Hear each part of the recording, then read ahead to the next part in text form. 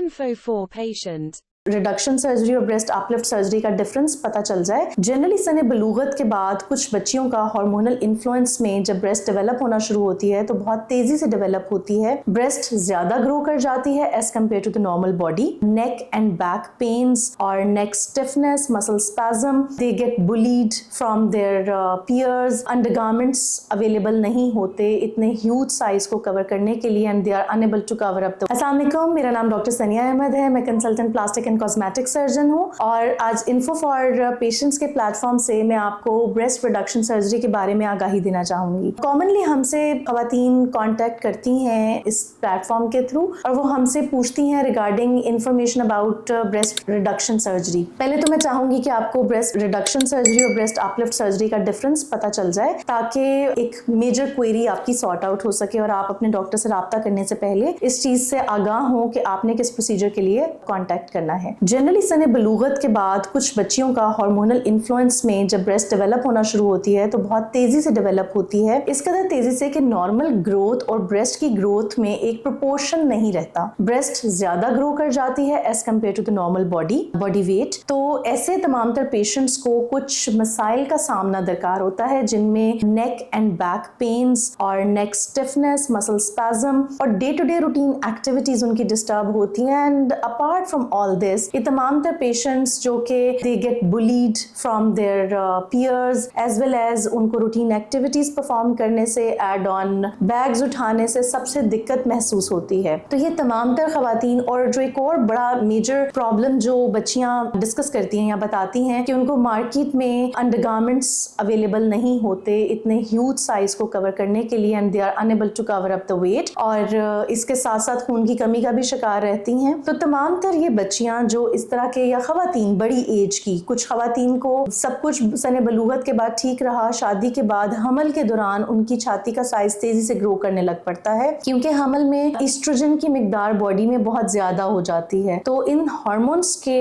Influence में जो छाती तेजी से ग्रो करती है वो अगेन दोबारा से प्रॉब्लम्स क्रिएट करती है जिसमें बैक पेन, नेक पेन, और लैक्टेशन में जब नर्सिंग मदर वो बनती हैं तो अगेन उनका साइज बढ़ जाता है और उसमें इन्फेक्शन के चांसेस, एब्सेसिस के चांसेस बहुत बढ़ जाते हैं। इन तमाम पेशेंट्स को ये जो डिफरेंट एज ग्रुप्स में या डिफरेंट स्टेजेस ऑफ लाइफ में ये प्रॉब्लम फेस करती हैं, they are absolute candidate of breast reduction surgery. Breast reduction surgery में हम ब्रेस्ट का 3/4 क्वाड्रेंट रिमूव कर देते हैं और 1/4 क्वाड्रेंट डिपेंडिंग अपॉन पेशेंट्स, कुछ पेशेंट्स में हम हाफ क्वाड्रेंट निकाल देते हैं, कुछ पेशेंट्स में हम 3/4 मेजॉरिटी में निकाल देते हैं, और जो 1/4 बचता है उस 1/4 से बाकी की ब्रेस्ट को शेप अप करके उनके बॉडी इमेज के हिसाब से और फिगर के हिसाब से ब्रेस्ट को रीशेप करके तख्लीक कर देते हैं ताकि बॉडी की सिमेट्री भी बरकरार रहे और पूरे बॉडी का एक फिगर अप्रोप्रिएट डायमेंशंस में आ जाए और पेशेंट को जो प्रॉब्लम्स फेस करने पड़ते हैं जिसमें उनको नेक और बैक पेन का सामना है या मसल स्पैज्म्स रहते हैं, they are unable to maintain their posture क्योंकि इस सब से उनका पोस्चर अफेक्ट होता है, तो इन तमाम तर चीज़ों से आज़ाद हो जाएं और कॉन्फिडेंटली जो भी अपनी सोशल इंटरेक्शंस हैं, अपनी सोशल लाइफ हैं, उनको गुजार सकें। इस सर्जरी के लिए आपको प्री ऑपरेटिवली कुछ प्रोफाइल करवाना पड़ता है जो आपकी डॉक्टर, डेफिनेट सी बात है, अब जब हमारे पास आएंगे कंसल्ट करेंगे, हम आपको गाइड करेंगे अकॉर्डिंगली, एंड देन उसके बाद आपकी सर्जरी के बाद जो इसका सर्जरी डे केस सर्जरी के तौर पर परफॉर्म की जाती है, और जो इसकी आफ्टर केयर है, जिस तरह कुछ पेशेंट्स पूछते हैं कि मैं सर्जरी करवा लूं तो मुझे कितने टाइम में मेरी रिकवरी हो जाएगी, हीलिंग कितने देर में हो जाएगी। तो जो ब्रेस्ट रिडक्शन के बाद तमाम तर स्वेलिंग्स खत्म होके ब्रेस्ट अपनी शेप मेंटेन करती है वो 2.5 से 3 महीने का टाइम है। कुछ लोग उससे पहले ही अचीव कर लेते हैं और अगर कोई पेशेंट इसमें डायबिटिक निकल आए तो वो इससे थोड़ा सा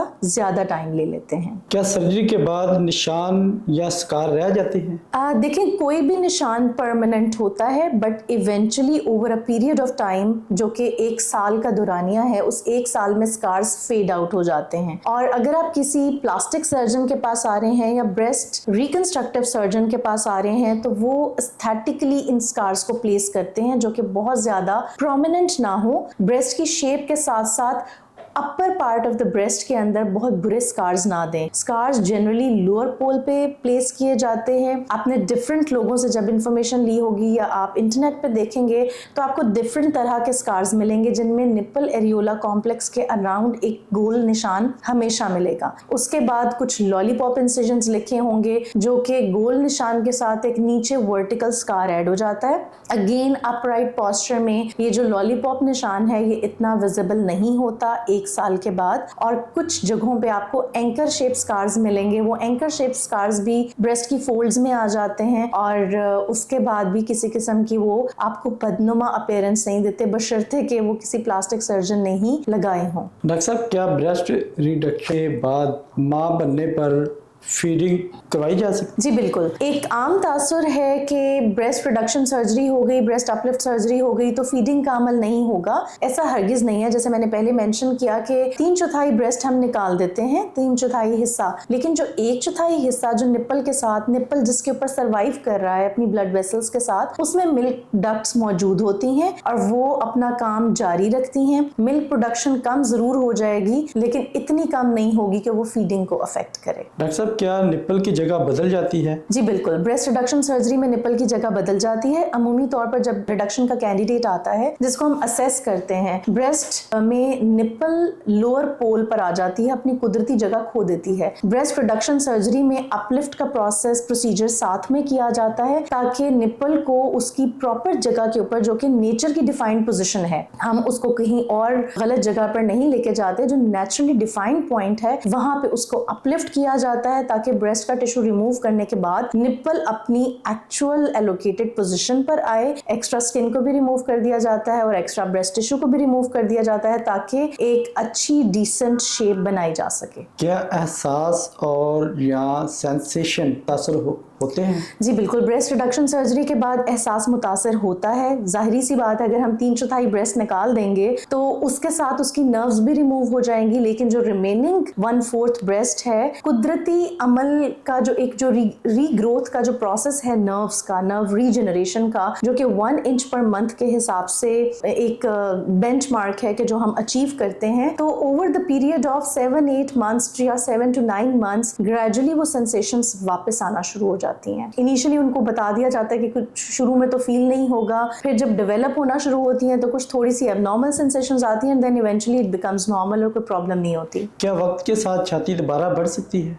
जी बिल्कुल। ब्रेस्ट रिडक्शन के जो कैंडिडेट्स हैं, अगर वो हार्मोनल प्रॉब्लम से दो चार हैं या कुछ खवातीन इनफर्टिलिटी के लिए हार्मोनल ट्रीटमेंट्स ले रही होती हैं और अगर वो प्रोसीजर्स कंटिन्यू रखती हैं तो देयर इज अ चांस कि उनकी छाती दोबारा से बढ़ सकती है। वजन कम या ज्यादा होने से नताइज पर क्या असर पड़ सकता है? जी बिल्कुल। वेट फ्लक्चुएशन या वेट ट्रांसफॉर्मेशन जर्नीज आजकल हम देखते हैं। नॉर्मल खवातीन में भी वेट रिडक्शन के साथ ब्रेस्ट की सैगीनेस और टोसिस बढ़ जाता है। इसी तरीके से रिडक्शन सर्जरी के बाद भी नॉर्मल वेट फ्लक्चुएशंस के साथ जिस तरह आपकी ब्रेस्ट सैगी हो जाती है, रिडक्शन सर्जरी के बाद जो कि अपलिफ्टेड है, ऐसे तमाम पेशेंट्स की जो सर्जरीज हमें करनी पड़ती हैं वो मिनिमल होती हैं क्योंकि निप्पल ऑलरेडी अपनी पोजीशन के ऊपर है। फिर उनके टिश्यू की सैगीनेस को एड्रेस किया जा सकता है and that is absolutely safe. क्या ये सर्जरी मेडिकल जरूरत के तहत होती है या सिर्फ खूबसूरती के लिए? दोनों तरीकों से इस्तेमाल हो सकती है। देखिए, मेडिकल ग्रेड में तो वो तब फॉल करेगी जब पेशेंट अपनी day to day life activities नहीं कर सकता, सोशल इंटरेक्शन नहीं कर रहा, उन्हें पोस्चर के इश्यूज हो रहे हैं,